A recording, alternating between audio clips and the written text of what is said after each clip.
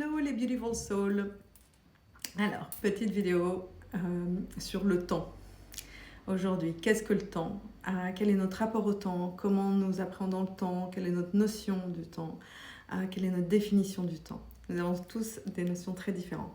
Donc, je choisis de partir me promener autour du lac pour me recharger avec ce magnifique soleil, donc merveilleux temps, mais c'est pas de celui-là dont on va parler, du soleil qui va éclairé et j'aime bien, il y a un endroit que j'aime beaucoup avec des jolies lumières. Et je me dis je vais m'installer là, mais il y a les chutes d'eau, donc les chutes d'eau font beaucoup de bruit et au moment où je mets IGTV pour faire la vidéo, je vois que c'est complètement down et impossible de le faire. Donc je me dis bon, à un moment ou à un autre il faudra que je fasse un reel. Et là, je réalise que le reel s'arrête au bout d'1 minute. Donc, très compliqué de parler du temps en 1 minute. Donc, je me dis, bon, c'est pas grave, je vais continuer. Je vais faire 2-3 reels à la suite et puis je les mettrai ensemble.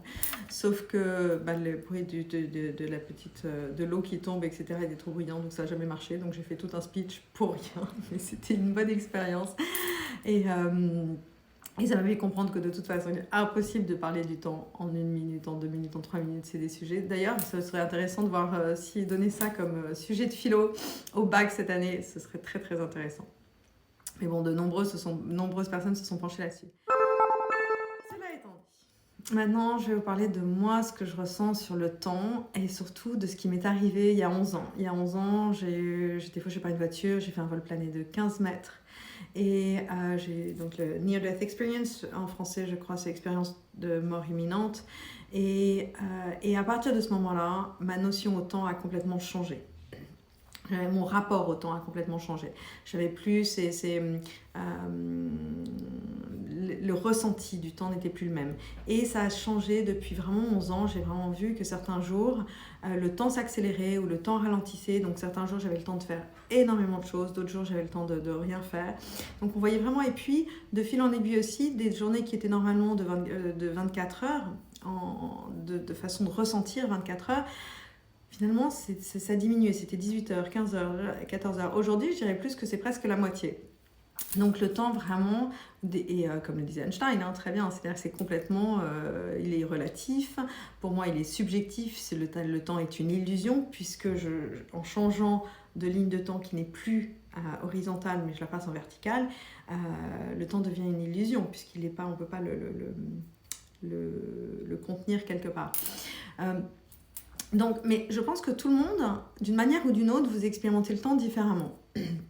Observez, même de temps en temps, vous avez une conversation avec quelqu'un et vous avez l'impression que ça va durer des plombes, 2 heures, 3 heures, 4 heures, et finalement ça va durer une demi-heure, etc., etc. Donc, observez ce genre de choses chez vous. Quel est votre rapport au temps? Comment vous pouvez percevoir ces notions? Ensuite, vous pouvez voir les personnes qui sont... qui vont être toujours en retard, toujours pressés, toujours en avance, toujours hyper ponctuels, ou des personnes qui vont toujours planifier des mois et des mois. Par exemple, j'ai eu quelqu'un ce matin qui m'a parlé qui rentrait dans une anxiété parce qu'elle ne savait pas encore ce qu'elle allait faire cet été. Alors aujourd'hui, moi je comprends plus, je le comprenais très bien il y a quelques années, avant cet accident, je comprenais très bien ce genre de choses. Aujourd'hui, je le comprends plus parce que ma notion du temps est différente. Donc je sais pas ce que je vais faire ce week-end. Enfin je sais que j'ai mon atelier de yoga. D'ailleurs, pour ceux qui veulent venir, c'est comment accueillir le printemps et il reste 2 places donc pour ceux qui veulent venir. Je sais aussi que le 11 avril, nous avons les lundis quantiques, donc inscrivez-vous, c'est gratuit, c'est lundi 11 avril à 21h en Zoom. Voilà, ce genre de choses. Donc il y a un certain nombre de choses qui sont possibles de programmer, de mettre en place, mais d'une manière générale, si vous me dites de planifier un dîner ou un truc dans 3 mois, ça va me créer à moi une anxiété. Chacun va avoir sa version de la chose. Pour moi, j'ai besoin d'être libre de ce temps et de pas forcément... il y a des moments où j'ai envie de savoir et des moments où j'ai pas envie de savoir. Donc d'avoir cette flexibilité de... aujourd'hui, j'ai envie de savoir ce qui va se passer dans ma journée. Aujourd'hui, j'ai pas envie de savoir. Maintenant, de savoir ce qui va se passer dans 3 mois, j'avais pas envie. Mais ça peut créer des anxiétés. Alors pourquoi ça va vous créer des anxiétés? Observez pourquoi ça vous crée l'anxiété de ne pas savoir ce qui va se passer cet été. Moi, ça va être le contraire. Quelle est votre insécurité par rapport à ne pas savoir ce qui va se passer cet été? Donc ça, c'est une chose. Ensuite, il s'est passé quelque chose de très très chouette dans le travail que je fais cette semaine.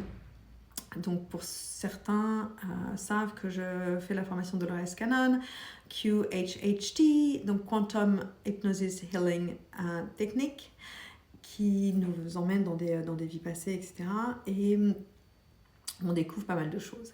Et une des sessions que j'ai faites cette semaine était absolument magique parce que la personne que j'ai guidée dans cette hypnose quantique a pris conscience qu'elle était créatrice de sa réalité et aussi qu'elle pouvait vivre différentes réalités simultanément. Donc ça a été une vraie révélation pour elle. Moi, c'est quelque chose que j'ai toujours ressenti, mais j'avais jamais entendu ça de cette manière-là, surtout en faisant la session comme ça, donc c'était vraiment absolument magique. Et elle, ça lui a apporté une libération sur un certain nombre de sujets, qui restent bien évidemment confidentiels et qui lui appartiennent. Mais voilà, c'est pour expliquer que en étant présent à chaque instant, on va aussi pouvoir, parce que quand on est dans cet état de transe hypnotique, qu'est-ce qui se passe? Il n'y a plus le mental qui vient taper. Donc on est vraiment dans l'instant présent et on va connecter à notre conscience supérieure, notre higher self, notre moi, enfin tous les termes différents qu'on peut utiliser, la source. Et donc on va vraiment avoir des réponses qui vont être très très justes, très pures. Donc c'est à partir de ce moment-là que vous allez pouvoir percevoir de plus en plus cette notion du temps qui n'est pas la notion du temps humain comme on l'entend, comme on l'a apprise, c'est à telle heure, tac tac tac, les années, il s'est passé 1515, etc. etc. Donc c'est observer comment toutes ces unlearning, ces déconstructions mentales peuvent vous permettre d'être plus présent avec vous-même et de pouvoir créer votre réalité. Et puis surtout, comme nous avons tous des notions du temps différents, des rapports au temps différents, n'hésitez pas à en parler aux personnes autour de vous. Moi, mes amis savent très bien que s'ils me proposent quelque chose, à part pour le ski, parce que ça je peux programmer, mais dans l'ensemble, s'ils me proposent des choses pour trop longtemps à l'avance, il est très très rare que j'accepte. Donc ils le savent et s'il n'y a rien de personnel envers eux ou le fait de devoir par exemple couper mon téléphone pendant un certain nombre de temps ou ça n'a rien à voir avec la personne ou de ne pas répondre.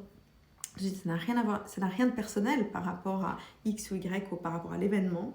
C'est juste que j'ai besoin de cet espace, j'ai besoin de ce temps pour moi ou pour juste aller dans un espace qui n'est peut-être pas le même espace que la personne et de le partager pour que l'autre puisse comprendre ce que j'avais commencé à faire il y a quelques années. Et je me souviens des réactions de certaines personnes qui étaient très oui mais c'est parce que tu attends d'avoir une autre option qui va être mieux, etc. Absolument pas, on n'est pas du tout dans ce délire là, on est vraiment dans le truc où non, j'ai envie de savoir aussi comment je me sens, je ne sais pas forcément comment je vais me sentir. Et c'est souvent, alors évidemment c'est plus facile à accepter pour soi que pour les autres, ça je reconnais, il y a des moments où moi aussi ça peut me frustrer que quelqu'un d'autre ne réponde pas ou ce genre de choses, mais c'est vrai que je vais shifter cette frustration assez rapidement et je vais surtout essayer le plus possible d'en parler avec la personne, qui que ce soit mes enfants, mes amis, peu importe qui, que ce soit professionnel, perso, ça n'a aucune importance, mais je vais essayer le plus possible d'en parler pour pouvoir ajuster et créer une relation qui va être harmonieuse et équilibrée. Et c'est vraiment la communion en action qui va nous permettre aussi, quel que soit le sujet, alors aujourd'hui je parle du temps, mais c'est vraiment sur tous les sujets où on va pouvoir apporter beaucoup plus de liberté et de respect dans l'individu, dans le to be et pas dans le to do. D'ailleurs j'ai partagé il y a 2-3 jours arrêtez d'écrire des to-do list, mais écrivez des to-be list. Donc observez comment vous pouvez être, comment vous avez envie d'être dans votre vie de tous les jours, comment vous avez envie de la vivre, comment vous avez envie de la ressentir, comment vous avez envie de la vibrer. Et voilà, donc observez ce genre de choses chez vous et n'hésitez pas à écrire, n'hésitez pas à me mettre en commentaire quelle est vous, votre notion du temps, comment vous le vivez, comment vous vivez ces accélérations, ces ralentissements, comment tout ça se passe en vous, pour vous, autour de vous, comment ça se passe par exemple par rapport à votre famille, par rapport ou dans votre vie professionnelle, comment rien que par la pensée, les choses se manifestent de plus en plus. Regardez vos rendez-vous de plus en plus qui vont s'annuler, alors parce que vous avez quelque chose d'autre qui doit se placer. Et sur le coup, peut-être que vous n'allez pas être contente que ça s'annule. Et finalement, c'est très bien parce que vous allez avoir une expérience qui va être très enrichissante, très nourrissante et qui va vous faire grandir. Donc, observez ce genre de choses de plus en plus. N'hésitez pas à les noter sur un carnet. Ça va vraiment vous aider à faire ce shift et pouvoir libérer pas mal de choses en vous. Voilà, donc vidéo évidemment en 1 minute c'était juste impossible de parler de ça parce que j'avais tout ça qui venait en moi. Et donc je vais beaucoup rire en rentrant du lac et de voir que c'était le reel n'était juste pas pour moi.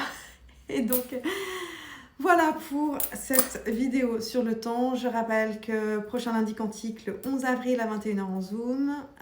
Nous en ferons aussi probablement un spécial le 18 et nous informerons rapidement du thème. Voilà, et en attendant dimanche pour accueillir le printemps sur nos tapis pour ce voyage et le lundi quantique du 11 avril, je vous souhaite une délicieuse soirée, un délicieux week-end et je vous dis à très bientôt. I love you guys. Bye.